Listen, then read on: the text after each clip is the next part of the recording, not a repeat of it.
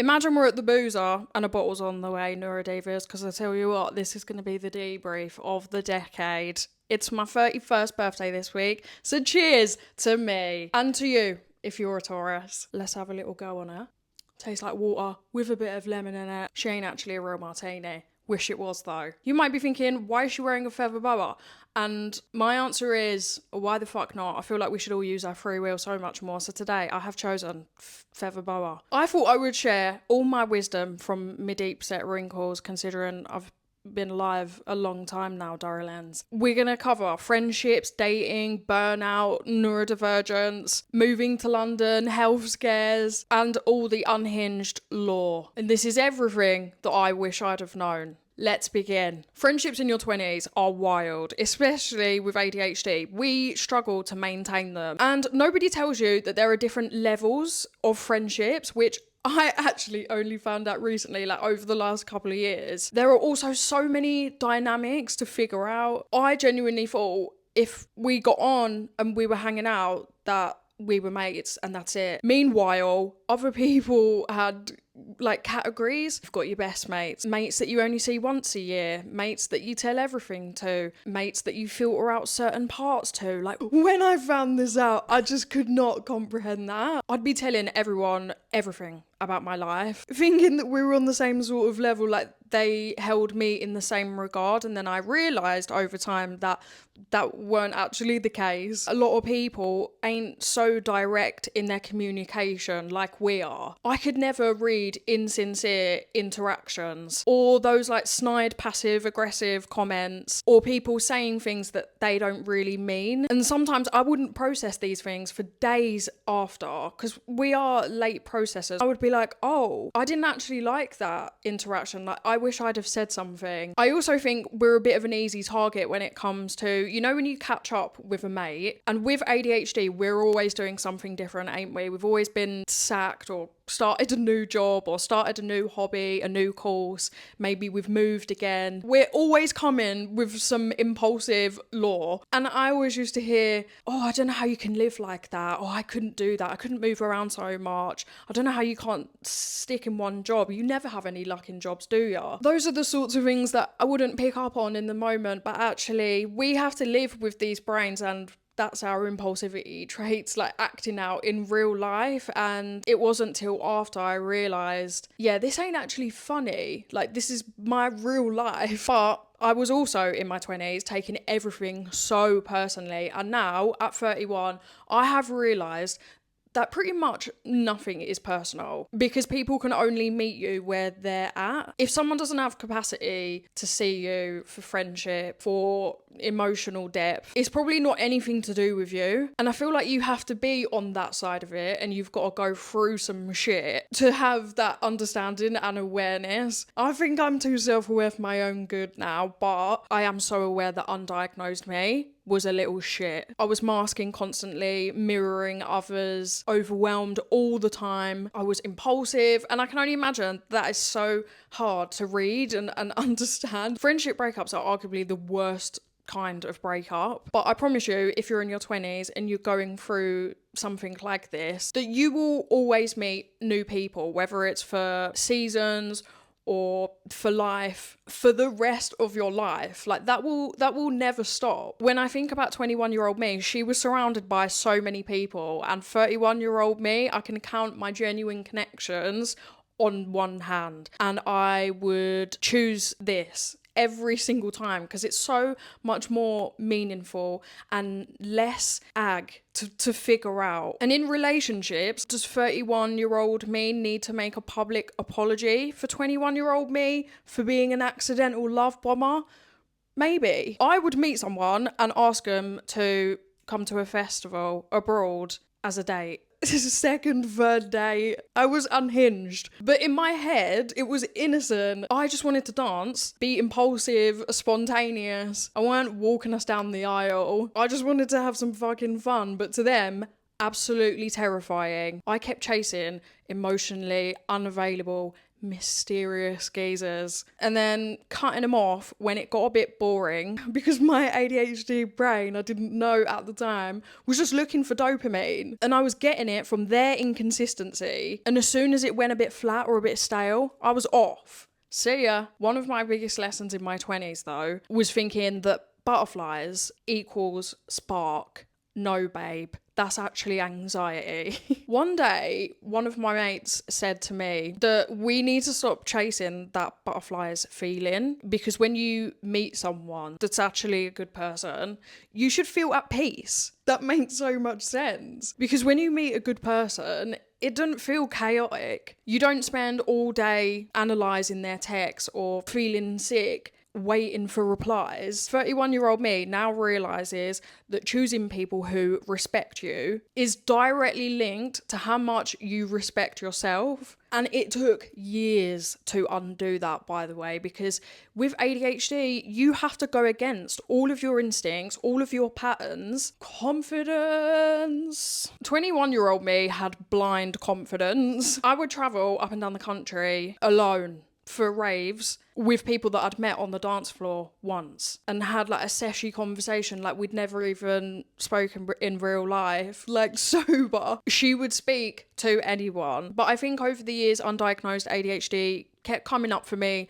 and battered my confidence and self-esteem. Getting sacked, burning out all the time, feeling different and just feeling behind everyone else. Eventually, I stopped getting back up as quickly as I used to, and I was dimming myself massively. I also thought, up until fairly recently, to be honest, that talking about myself or my dreams or things that I wanted to do made me narcissistic. I feel like we do this thing in this country, especially, where when someone achieves something amazing, everyone just looks the other way. No one wants to encourage each other, lift each other up, celebrate each other. And I just don't get that. It took me until my late 20s to realise how the fuck is the universe going to know what I want, let alone anyone else, if I never talk about it out loud. I started to look at why I thought it was narcissistic. Did I actually think that? Or was that just like a byproduct of everyone else thinking that and thinking that of me? Let me tell you what I've learned. People will say something if you stay small. And they'll also have something to say when you try something different or new and you start talking about yourself nicely and lifting yourself up. I've lived both ways. And trust me, this way is so much better. I would rather people talk about me trying than never trying at all. Because we're only here once, so you may as well be seen. Otherwise, what is the point?